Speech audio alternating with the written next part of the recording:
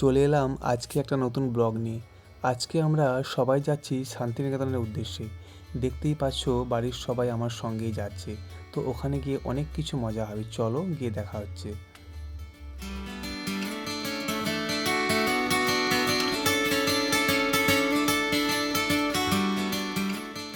চলে এলাম আমরা শান্তিনিকেতনে। শান্তিনিকেতন হলো বীরভূম জেলার অন্তর্গত একটি শহর। বোলপুরের একটি পাড়া হলো এই শান্তিনিকেতন। মহর্ষি দেবেন্দ্রনাথ ঠাকুর প্রতিষ্ঠা করেছিলেন এবং তারপর ওনার পুত্র বিশ্বকবি রবীন্দ্রনাথ ঠাকুর এই শান্তিনিকেতনকে আরও বিকশিত করেছিলেন। তাই সত্যি শান্তির জায়গা, সবাই শান্তির খোঁজেই চলে আসে এখানে, তাই আমরাও চলে এলাম। আমরা চলে এলাম সোনাঝুরির হাটে। হাটের পরিবেশটা একটু আপনাদের দেখাই। সত্যি খুবই মনোরম পরিবেশ। এখানে সবাই যে যার মতো কেনাকাটা করছে।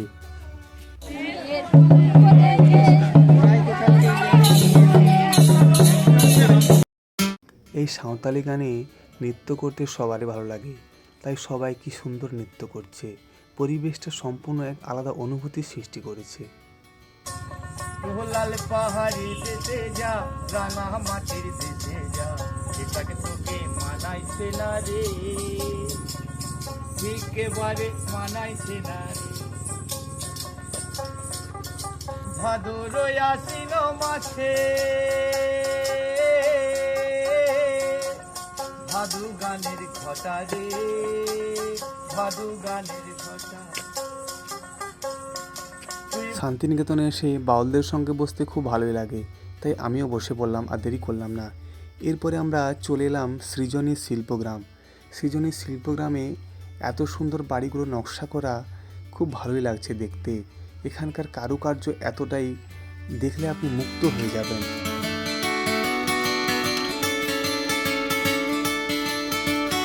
এরপর আমরা চলে এলাম এখানকার এক খুবই জাগ্রত মন্দির, কঙ্কালীতলা মন্দির। এই মন্দির বোলপুর ও লাভপুর রোডের পাশেই অবস্থিত। পৌরাণিকদের মতে এই দেবী বেদগর্ভা নামে পরিচিত এবং এই সেই কুণ্ড যেখানে দেবী সতীর কঙ্কাল খসে পড়েছিল।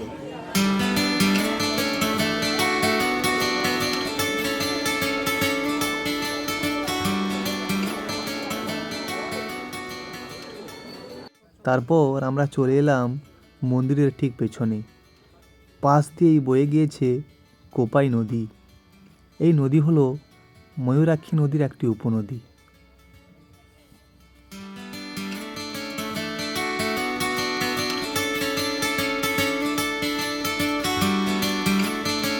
তারপর আমরা চলে এলাম এখানকার বল্লভপুর বন্যপ্রাণী অভয়ারণ্যে। এই অভয়ারণ্য 1977 সালে প্রতিষ্ঠিত হয়েছিল।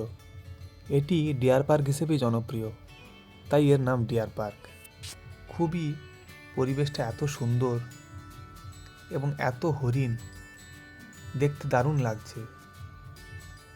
তারপর আমরা চলে এলাম উত্তরায়ণ কমপ্লেক্সে। এই কমপ্লেক্সে বিশ্বকবি রবীন্দ্রনাথ ঠাকুর থাকতেন। ওনার এখানে 5টা বাড়ি রয়েছে। বাড়িগুলি হলো প্রতীচী, কোণার্ক, পুনশ্চ, রক্তকরবী ও শ্যামলী। এগুলি সবই তার সাহিত্যের নাম এবং এই নামেই তার বাড়িগুলি নামকরণ করা হয়েছে। এরপর আমরা চলে এলাম সোনাঝুরি হাটের কাছেই একটা সুন্দর আদিবাসী গ্রাম রয়েছে, সোনাঝুরি গ্রাম নামে পরিচিত। গ্রামের বাড়িগুলি এত সুন্দর, প্রত্যেকটা দেওয়ালে নকশা করা এবং কালার করা, এত সুন্দর, সত্যি আপনার মন ভরে যাবে। ইনারা হাতের কাজ খুব সুন্দর করেন। আমরা হাঁটতে হাঁটতে একটু সামনের দিকে এগিয়ে গেলাম। প্রত্যেকটা দেওয়ালে দেখুন আপনারা, মাটির কি সুন্দর আলপনা দেওয়া এবং নকশা করা আছে এবং ইনারা হাতের কাজ খুবই সুন্দর করেন। বিভিন্ন ফল শুকিয়ে ইনারা বক পাখি, পেঙ্গুইন, হাতি ইত্যাদি বানিয়েছে। আমাদের ঘোরা প্রায় শেষ হয়ে গেছে, তো ভিডিওটা কেমন লাগছে সবাই একটু জানিও। পুরো শান্তিনিকেতনটা আপনাদের সামনে তুলে ধরলাম। চলো নেক্সট ভিডিওতে দেখা